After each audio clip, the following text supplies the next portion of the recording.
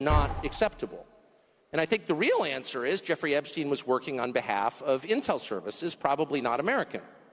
And we have every right to ask, on whose behalf was he working? How does a guy go from being a math teacher at the Dalton School in the late 70s with no college degree to having multiple airplanes, a private island, and the largest residential house in Manhattan?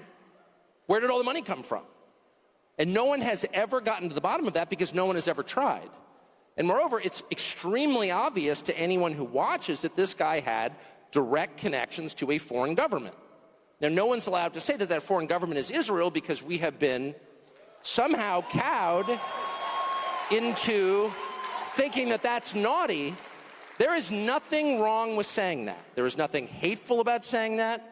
There's nothing anti-Semitic about saying that. There's nothing even anti-Israel about saying that. I've spent my entire life pretty much in Washington, where I knew and loved a number of people, including one very close person who worked at CIA.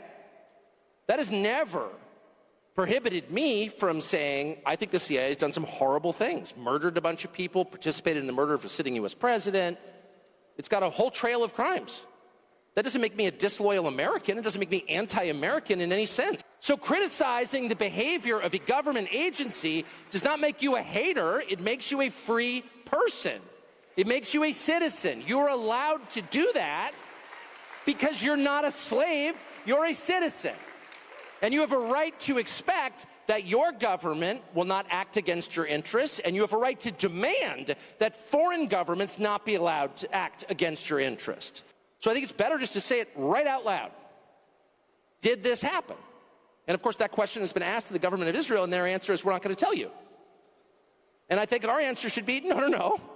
As long as we're sending you money, if you were committing crimes on our soil, we have an absolute right to know, did you do this or not?